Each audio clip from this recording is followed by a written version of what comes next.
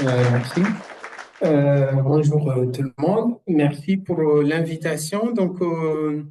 On m'a demandé de rapporter les points forts du congrès maladies rares hématologiques de l'océan Indien qui a été réalisé le 1er et 2 octobre de l'année passée et puis faire un peu le point de ce qui s'est passé après, un peu dans l'actualité. Alors, j'ai mis 2 slides parce qu'il y a beaucoup de choses à dire et je n'aurai pas les 20 minutes.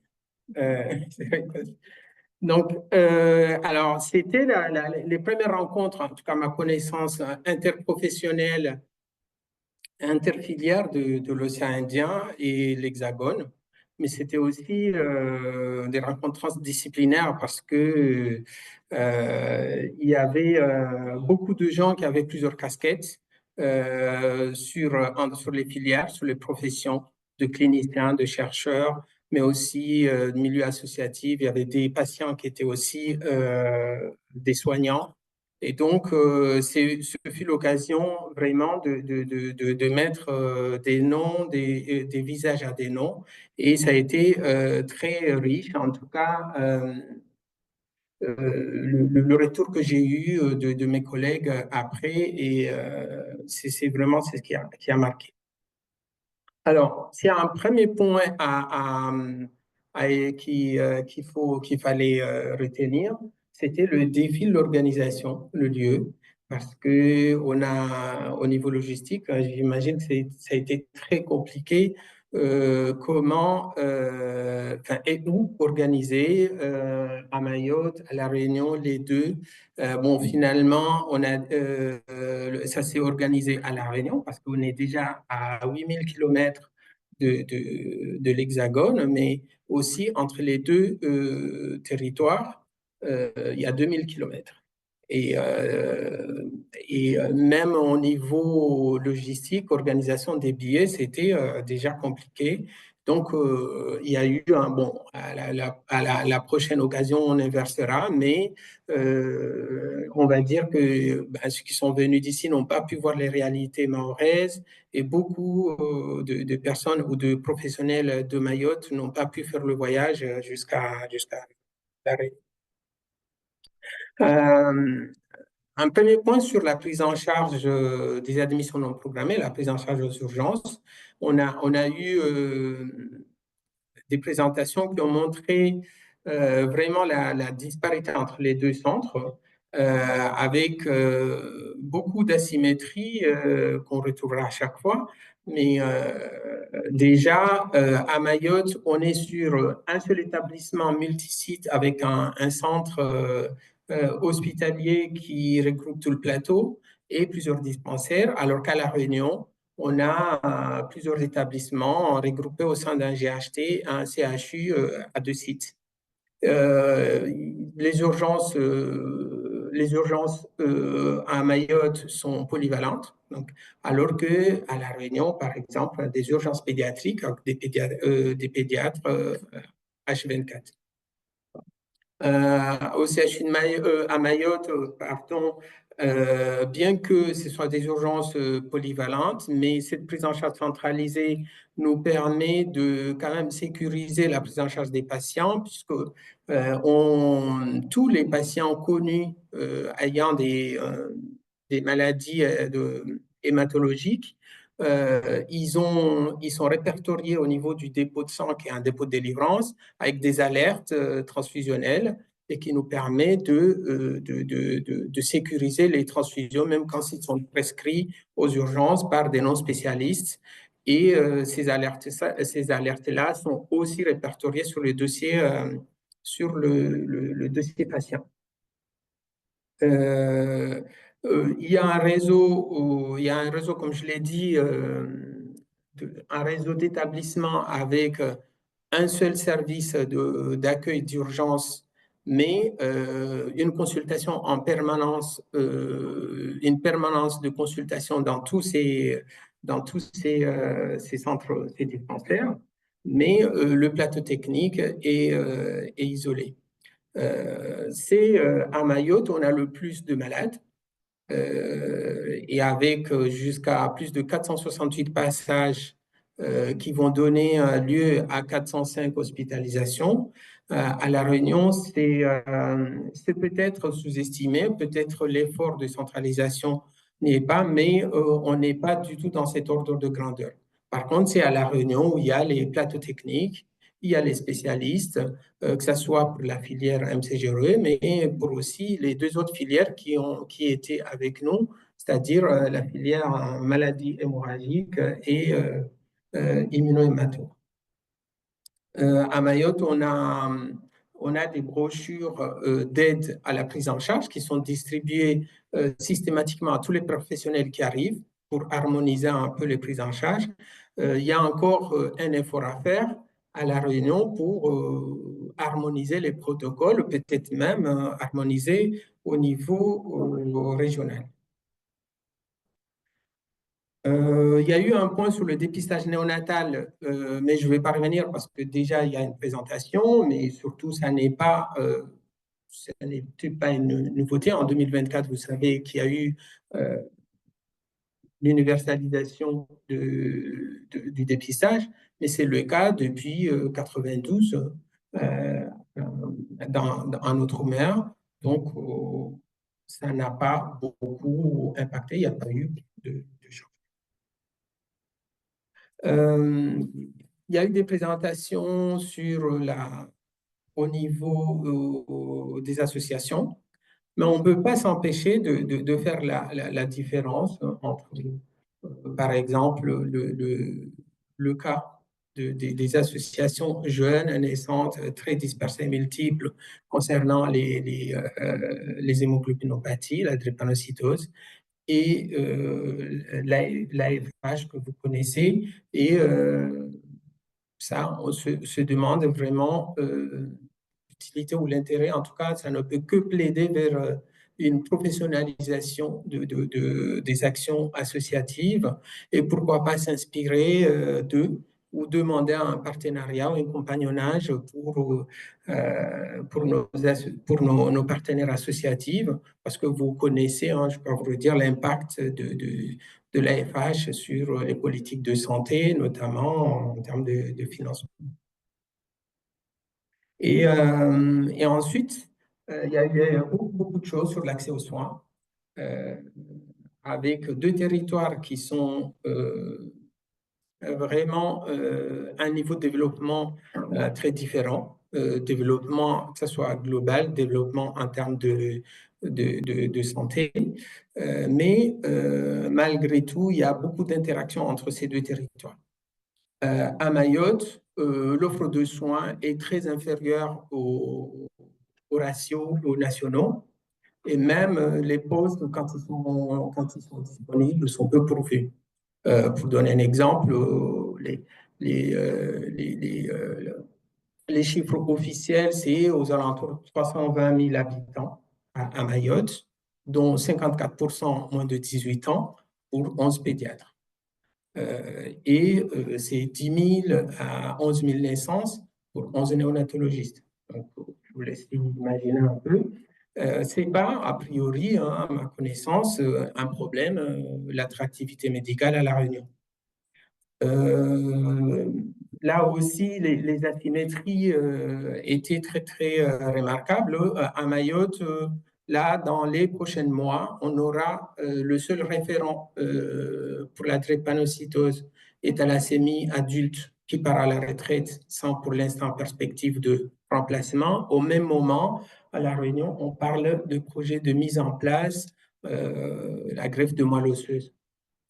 Euh, à Mayotte, on a tous les indices démographiques et sanitaires les plus défavorables. Je vous ai cité deux, mais euh, tous les autres, en termes de morbidité, en termes d'impact, etc. Et le plateau technique qui est très optimal, qui est un plateau technique d'Hexagone à La Réunion.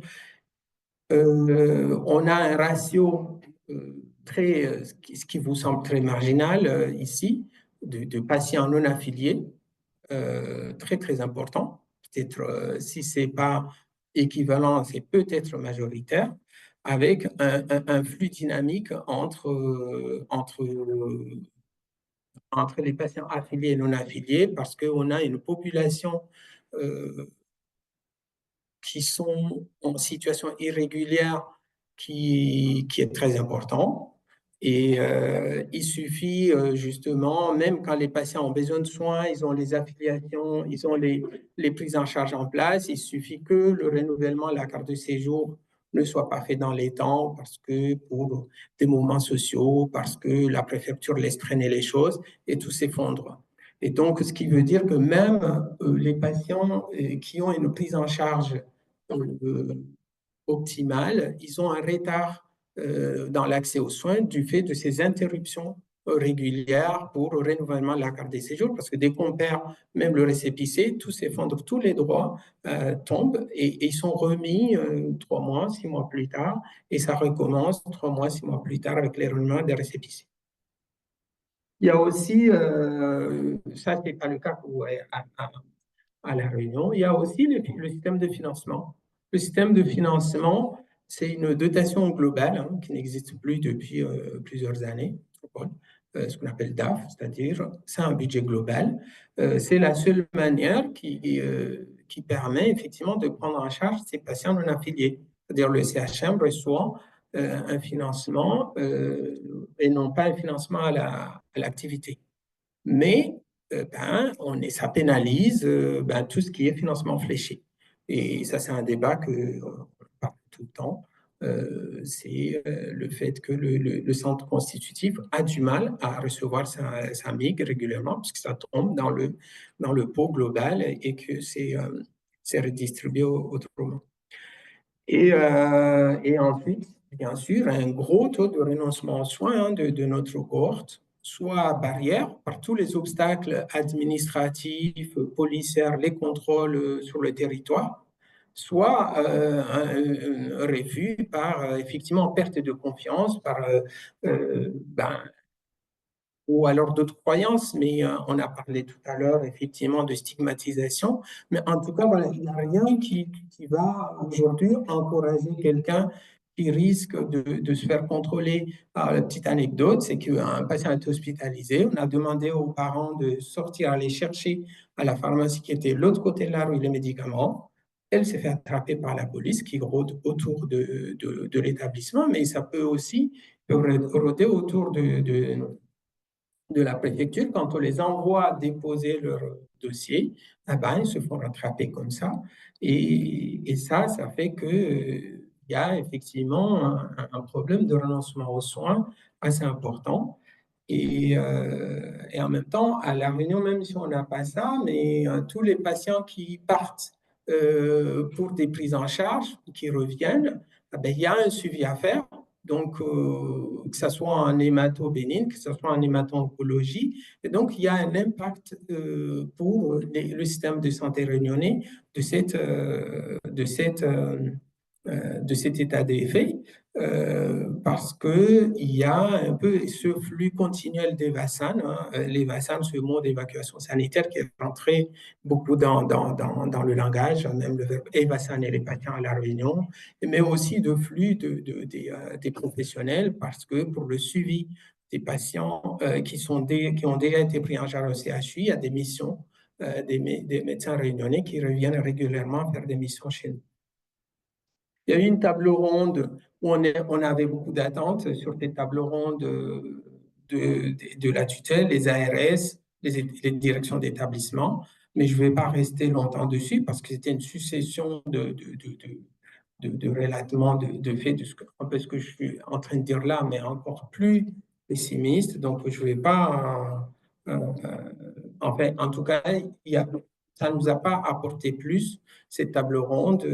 Aucune solution n'a été sortie de là. Il y a 3 hypothèses qui ont été proposées par un de nos collègues qui intervenait pour la filière mémo en disant, voilà, est-ce qu'il faudrait transférer tous les malades au CHU de La Réunion, mais ce serait pas quelque chose de pérenne, c'est ce qu'on fait en EVASAN, mais que de manière ponctuelle. Faut-il la montée en puissance et la prise en charge sur Mayotte, mais comment, avec quels moyens, quelles ressources, avec les adversités qu'il y a, et un accompagnement sur la prise en charge sur les territoires limitrophes, puisque vous l'avez compris, c'est lié au mouvement migratoire continu historique. Et pour tout un tas de raisons, on ne va pas revenir dessus, avec les trois autres îles de l'archipel. Oui. Donc, j'étais en train de dire, oui, que il y a un fort impact de la situation géopolitique et géographique, et donc qu'on ne peut pas espérer peut-être un changement de la situation si on ne regarde pas ce qui se passe. Et,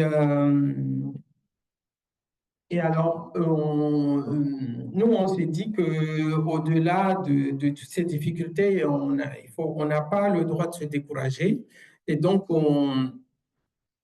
pour le centre constitutif, donc j'ai repris j'ai emprunté le diapo de Pablo pour dire que effectivement, il n'y aura pas de solution unique, mais en jouant un tout petit peu partout, on pourra peut-être changer les choses. Et donc, alors, on a pas mal d'endroits qu'on essaye d'améliorer. Nos projets, bon, certains ils sont déjà bien avancés. Par exemple, améliorer l'accès automatisé aux échanges transfusionnels à moindre coût en formant les infirmières pour éviter de poser des dispositifs à demeure dans des situations sociales ou hygiéniques difficile, mais aussi avec, dans une situation où il y a très peu de ressources médicaux pour poser des voies centrales, pour faire des anesthésies générales. Donc ça, c'est quelque chose aujourd'hui qui a bientôt 8 ans d'expérience. On passe très, très bien. À partir de 15 kilos, on arrive à faire des échanges automatisés avec des équipes paramédicaux. Euh, L'établissement a mis dans son projet politique l'idée d'encourager la recherche clinique. Eh ben, nous avons proposé effectivement les maladies de globules rouges comme thématique de recherche qui soit moteur pour implanter ça. Et à la suite des semaines qui ont suivi, on a inauguré l'unité de recherche clinique. Et on a commencé, on a organisé pour 2025 la mise en place de RCP régional qui va surtout être axé sur justement les transitions entre les territoires et aussi avec l'Hexagone. Il n'était pas question de mettre des RCP qui seraient soit la redondance de ce qui se fait au niveau national, soit pour aller dire oh ben, on va le soumettre à l'autre RCP. Donc, on a plutôt mis l'accent dessus. Et en projet, les consultations de proximité pour éviter, comme j'ai dit tout à l'heure, en tout cas réduire le taux important d'échappement aux soins avec des camions mobiles. Ça, c'était un projet. Et parlant de coopération, notamment entre interétablissements et régional, on a développé avec l'aide de l'AFD un projet de formation à la prise en charge de la drépanocytose euh, aux îles Comores où on a fait nos premières formations à gauche, vous voyez, au mois de novembre et ensuite les années suivantes, enfin les mois suivants, à la phase suivante, c'était on devait les inviter, mais bon, vous l'avez compris, ça ne s'est pas fait en janvier pour qu'ils viennent à leur tour et continuer un peu ce projet. Voilà un peu en résumé, le congrès de octobre. Ensuite, vous avez vu qu'on a bien avancé et ensuite est arrivé l'événement que vous connaissez le 14 décembre dernier et le 15 au matin, c'était le blackout total, hein. Donc, le CHM a perdu 70% de sa capacité, hein, notamment des entrepôts complètement inutilisables, dévastés à tout le contenu, le biomède, l'entrepôt de pharmacie, les dispensaires dont le réseau que je vous ai montré là, le service des urgences. La population s'est retrouvée sans eau, électricité ni réseau téléphonique. Et à côté de ça, on avait toujours les mêmes patients hein, qui étaient sous programme transfusionnel, qui faisaient des CVO, on connaissait des SSA à répétition, des grossesses en cours et des soignants qui sursollicitaient, puisque, par exemple, l'équipe qui a commencé vendredi soir a dû rentrer chez eux le lundi matin, et ça s'est répété 15 jours plus tard, et éprouver en même temps, c'est-à-dire pour les trouver, par exemple, là, ça c'est le photo c'est pas forcément les plus touchés, hein, d'un professionnel de santé, c'est-à-dire rentrer chez soi où il y a pas, comme tout le monde, il n'y a pas d'eau, il n'y a pas d'électricité, il n'y a pas de réseau téléphonique, donc pas de nouvelles, etc. Avec ça, bien sûr, il y a la réaction la plus logique, hein, de la réserve nationale, c'était priorité à l'urgence absolue. Donc, les victimes directes et les victimes directes, indirectes, en tout cas, c'était le service d'urgence sur les 30% qui restaient. Et, euh, et donc, tout ce qui était prise en charge de maladies chroniques, d'activités programmées était vraiment pas audible quand on les alertait. Le 16 décembre, j'ai eu 15 pédiatres qui connaissaient Mayotte, qui sont venus, qui ont sollicité les 5 puants qui étaient volontaires. Et la première personne, et la seule d'ailleurs, sur ce niveau-là, est arrivée, c'est-à-dire 3 semaines plus tard. Donc, à côté de ça, malgré plusieurs sollicitations, le Corus, hein, la réserve nationale, dirigée par le ministère de la Santé, qui a confié, je crois, le pilotage à la PHP. Hein, c'est une structure hyper lourde qui ne pouvait pas particulariser les demandes. Et donc, du coup, ce n'était pas possible. En même temps, il fallait réagir à l'urgence. Et c'est là-dessus qu'on a, avec Pablo Bartolucci, on a trouvé l'idée et de solliciter le RAID pour faire une téléassistance derrière, pour assurer la continuité et surtout éviter les risques un surrisque lié à ces maladies. Donc, on a, avec le RAID, on a créé une application qui s'est basée sur la base partagée Cyclopédie, qui faisait partie des projets que je n'ai pas cités, mais qui étaient sur le slide, qui faisait partie des projets du CHM, d'aller sur cette base partagée et donc de créer une application qui nous permettait d'avoir très rapidement une vue globale sur notre cohorte avec des critères sélectifs, de voir l'urgence. Derrière, il y avait une téléassistance qui essayait de joindre les malades et nous permettait de les classer. Ensuite, une téléconsultation faite par un médecin volontaire qui est en France hexagonale. Et ça nous permettait, nous, d'avoir une action plus directement plus optimale pour pouvoir aller là où il fallait. Parce qu'à côté de ça, on a assuré la permanence de soins, c'est-à-dire l'activité de pédiatrie générale, la garde, etc. Donc, on a priorisé de maintenir le programme transfusionnel et les patients qui étaient déjà dans un projet de greffe pour pas qu'on est arrivé.